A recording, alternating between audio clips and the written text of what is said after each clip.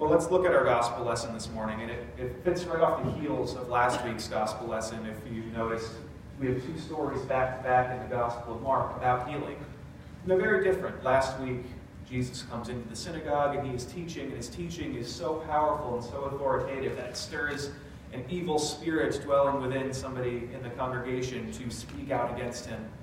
And with a simple word, Jesus is able to cast out that unclean spirit and heal the man from the spiritual sickness that he was experiencing.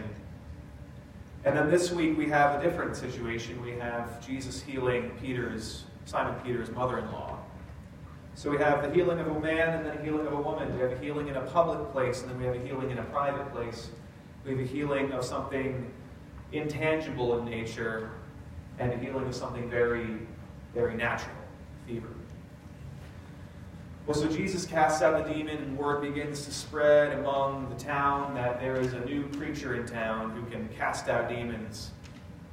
And perhaps it was this witness of this event that moved Simon Peter to invite Jesus into his home, even though his mother-in-law was gravely ill.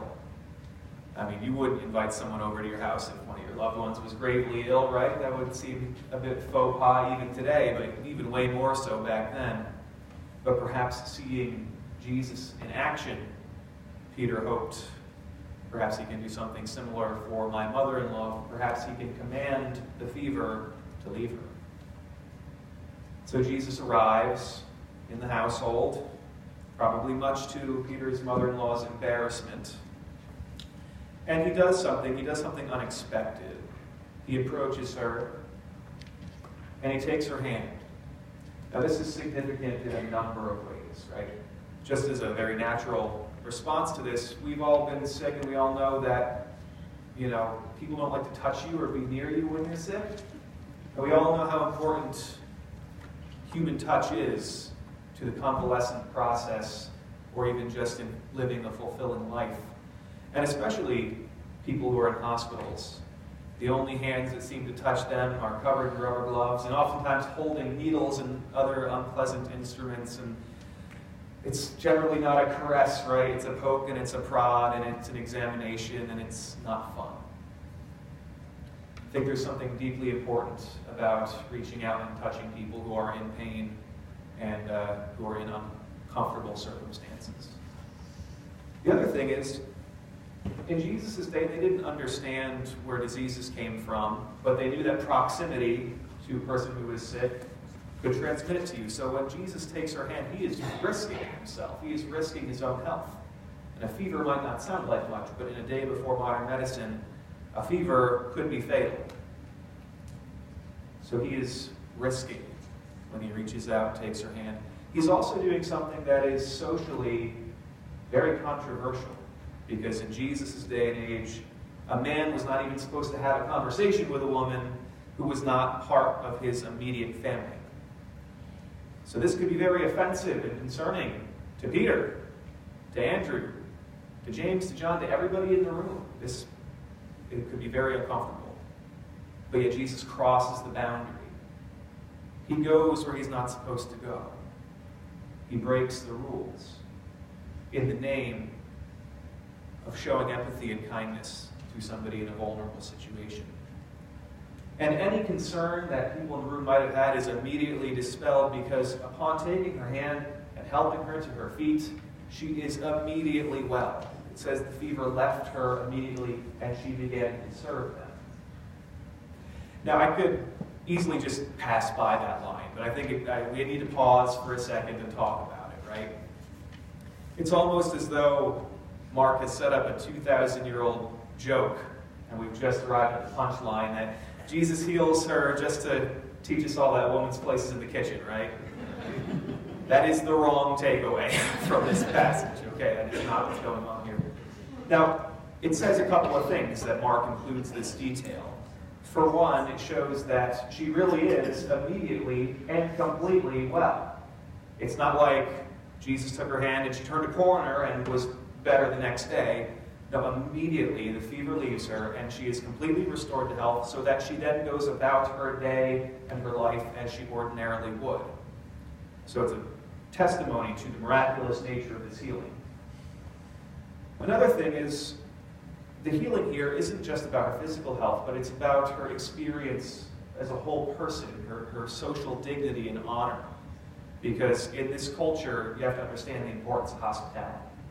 Hospitality is basically the cardinal virtue. It's what separated the decent and respectable people from those you didn't want to associate with.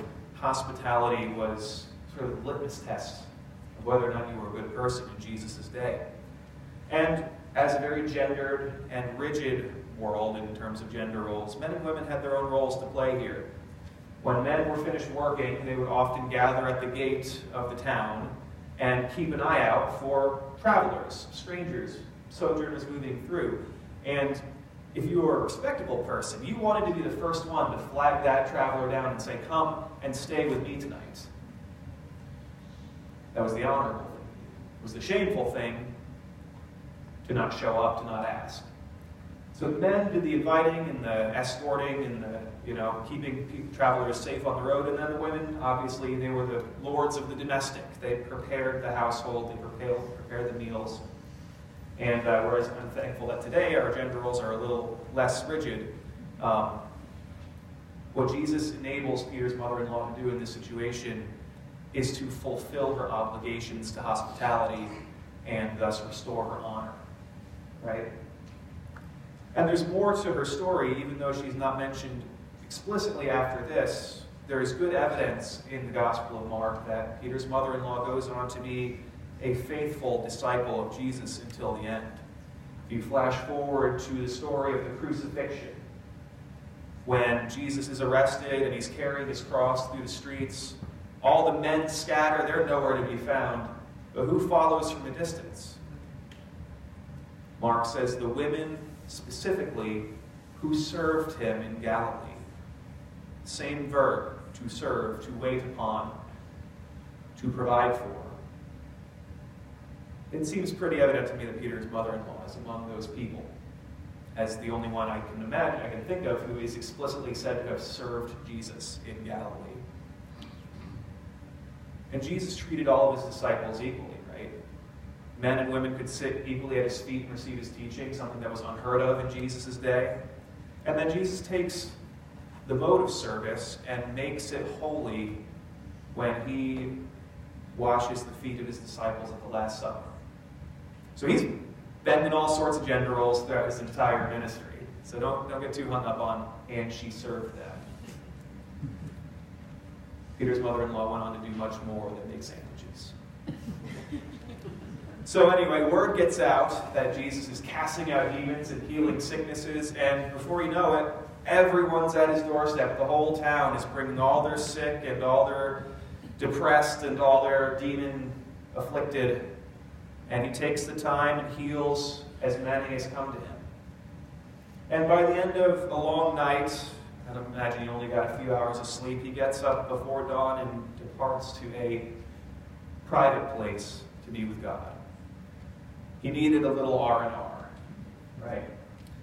And this is an important lesson for all of us who do the work of the Lord, because if even Jesus needed to craft out some time to rest and to reconnect with God, then how much more do we need to do that if we're doing the work of the Lord, right? And so he goes out and he prays and he recharges his spiritual batteries, and by that point in time, the disciples are already coming to him. There are more people that need to see you. There's more people who want to talk to you. But Jesus decides, that's enough for one town. It's time to go. It's time to pick up this holy mash unit and get it to the next town. And what is his mission to do? His mission is to proclaim the kingdom of God has come, and the way he does this, not only in word, but as we've seen in deed, in the actual healing of illnesses and sicknesses of all sorts. The reign of God coming upon us means our health and our wholeness in body, mind, and spirit. And that's the good news. And that kingdom of God, which Jesus came proclaiming, is here now. We live under the reign of this healing love. I don't know why some people don't receive the healing in the forms that we would like them to receive, right?